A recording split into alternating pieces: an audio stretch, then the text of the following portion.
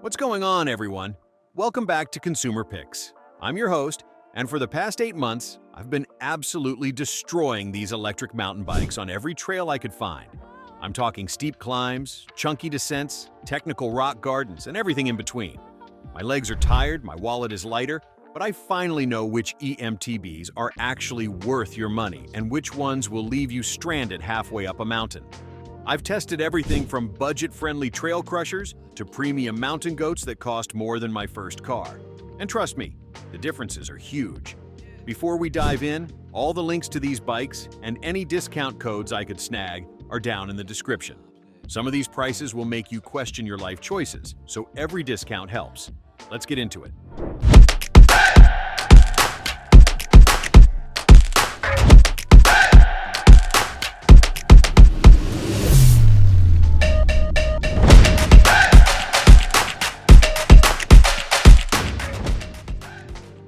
All right, let's start with the biggest surprise of this entire test, the Aventon Ramblas. At under $2,000, I honestly expected this thing to be garbage. Boy, was I wrong.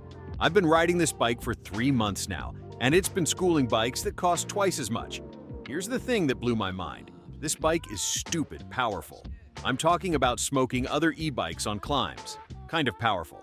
I tested the torque output, and this thing puts down over 26 Newton meters to the ground, which is insane for this price point. When I'm riding with buddies on their fancy e-bikes, the Ramblas just disappears up the climbs. The 708 watt-hour removable battery is genius. I did a range test and got over 30 miles with almost 6,000 feet of climbing on a single charge. That's better than bikes costing $3,000 more. The RockShox 35 Silver Fork and SRAM and X-Eagle drivetrain are solid components that actually work. Now, let's be real. It's not perfect. At 54 pounds, this thing is heavy, and the ride quality can be pretty harsh on rough trails. The fork isn't adjustable, and the rims aren't tubeless ready, which is annoying. But for someone getting into e-mountain biking, or who wants serious power without the premium price, this bike is absolutely unbeatable. The Ibis Oso. 1.1 is what happens when someone says, "Build me a bike that can handle anything." I've been testing this monster for 4 months, and it lives up to its name. This thing is a bear on the trails. With 155 millimeters of rear travel and a 170 millimeter Fox 38 fork, I've thrown this bike at everything. Steep, chunky descents? No problem. Technical rock gardens? It just plows through. That 64-degree head tube angle makes you feel invincible on descents. I've hit lines on this bike that I wouldn't even look at on my regular mountain bike. The Gen 4 Bosch Performance CX motor with 85 Newton meters of torque handles climbs like a champ. The 750 watt-hour battery gives you serious range, though it does add some weight. The component spec is absolutely dialed. SRAM transmission, XT brakes, and Maxxis tires. It's like Ibis picked every part I would have chosen myself. Here's the trade-off, though. This bike is big and heavy. It doesn't feel as nimble as some others, and on flowy, playful trails, it can feel like overkill. But if you're the type of rider who wants to crush big mountain lines and descend like a maniac, this bike will make you grin from ear to ear. The Santa Cruz Vala R was a pleasant surprise.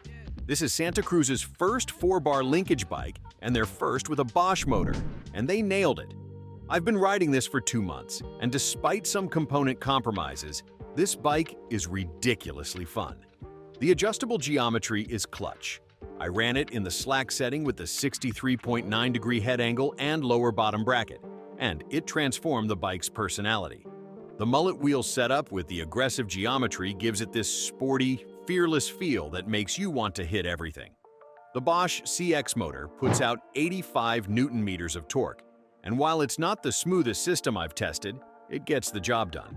The Bosch Flow app lets you dial in the power delivery, which is cool once you figure it out. Here's where it gets frustrating, though. For the price, some of the components are disappointing. The brakes and drivetrain feel cheap compared to the frame quality. The 160mm Zeb fork and Fox Float X shock are base models, but honestly, they work well with this bike. The C-Carbon frame starts around $5,500, which isn't cheap, but the bike is so much fun to ride that I kept going back to it. It's not the best value, but if you want a bike that puts a huge smile on your face, this delivers. I went with the size S4 on the Turbo Levo SL, opting for that longer 470mm reach, and it ended up being perfect for my riding style. I've been testing this bike for 3 months, focusing on technical, chunky terrain, and it's got some serious strengths. This bike absolutely shines on tight technical trails. Those shorter 432mm chainstays make it incredibly nimble through tight corners and technical sections. When I'm navigating rocky, twisty single track, this bike just dances through everything. The 150mm rear and 160mm fork give you enough travel to bail you out when things go wrong. The Fox Genie shock is phenomenal at soaking up small bumps. I've never felt suspension this sensitive to small impacts. It's like the bike is reading the trail ahead of it. But here's where it falls short: high-speed stability. Those short chainstays that make it so playful also make it sketchy when you're bombing down fast, rough descents. I had to dial back my speed on some trails where I'd normally be wide open. The Bros motor system is the weak point. With only 320 watts and 50 Newton-meters of torque, it feels underpowered compared to other mid-power units. The 320 watt-hour battery only got me about 2,400 feet of climbing, which is less than I wanted. If you love technical, playful riding and don't need massive power, this bike is fantastic. But if you want to charge hard or need long range, look elsewhere. The Pivot Shuttle SL is hands down the highest quality frame I tested. This thing is a work of art. I ran the adjustable geometry in the low setting, which extends the reach and slackens the bike, and it felt perfect.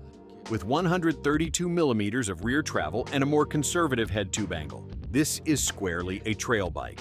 I learned quickly that trying to ride it like an enduro bike was a mistake. But once I switched to easier, flowy trails, everything clicked. The Fazua Ride 60 mid-power system is brilliant. With 60 Newton-meters of torque, 450 watts of peak power, and a 430 watt-hour battery, it hits that sweet spot of power and weight. The bike stays snappy and pointed on climbs in a way that heavier systems can't match. This bike made me fall in love with trail riding again. Those intermediate trails that might feel dumbed down on a big bike suddenly became playgrounds. Every little rock became a gap to clear, every roller became a jump. The dual 29-inch wheels and lightweight feel made climbing an absolute joy. If you're a trail bike purist who wants to elevate your riding without overwhelming the terrain, this is your bike. On intermediate to slightly advanced trails, nothing I tested delivered more smiles per mile. After months of testing, the Transition Regulator CX takes the crown, and here's why. From my very first ride, this bike just felt right. Everything about it works together perfectly. The small bump sensitivity of the suspension is phenomenal. I've never felt a bike that tracks the ground this well while still having the big hit capability when you need it. On high-speed sections, this bike gives you so much confidence. The geometry is just dialed. Now, I did bottom out the suspension on the chunkiest trails, but it still performed incredibly well, navigating through technical sections with ease.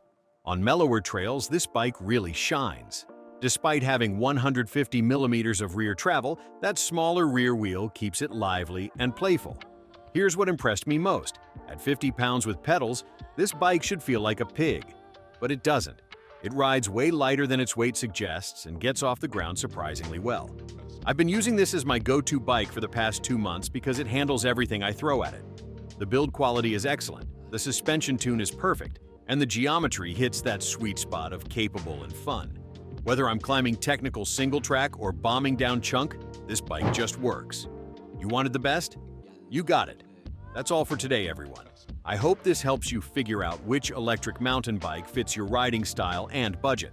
If this video helped you out, smash that like button. It really helps the channel grow. Subscribe if you want more real-world bike testing, and I'll see you on the trails.